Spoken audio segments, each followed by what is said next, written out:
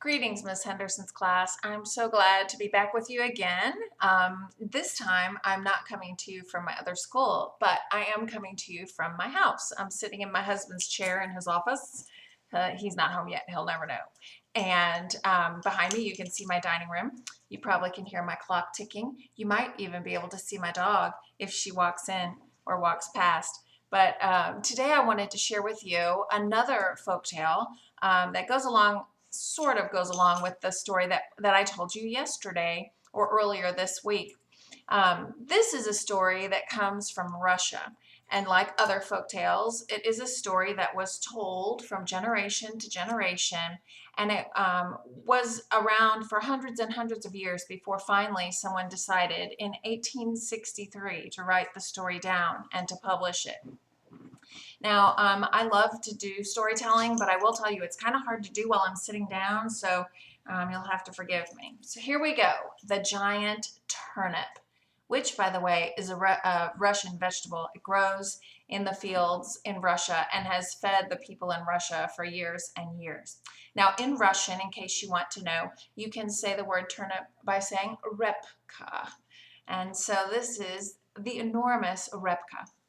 There once was a grandfather who had planted a seed, a turnip seed, and he asked that seed to grow. He watered the seed, he cared for the seed, and each night when he would go to bed, he would wake up the next morning and go out to check on his turnip. And what do you know? The turnip continued to grow and grow and grow until it became enormous, larger than any turnip he had ever seen in all of his turnip growing days.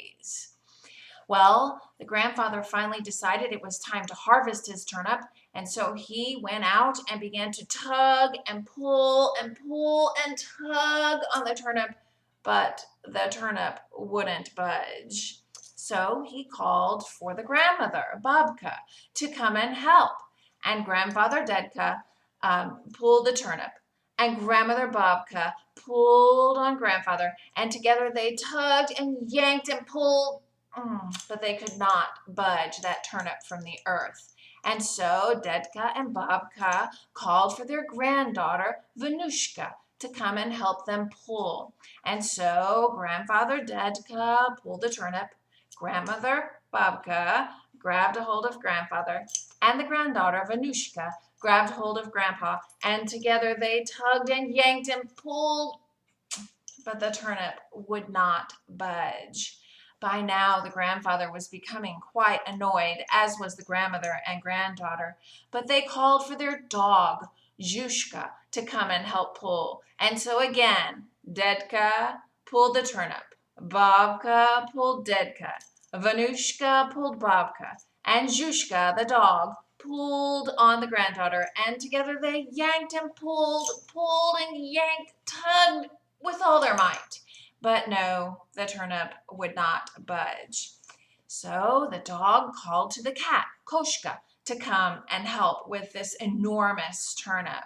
And so grandfather pulled the turnip, grandmother pulled grandfather, the granddaughter held on to the grandmother, the dog wrapped his paws around the daughter, the cat wrapped her paws around the dog, and together they pulled and tugged, but even the help of the small Koshka could not help them budge the turnip from the ground.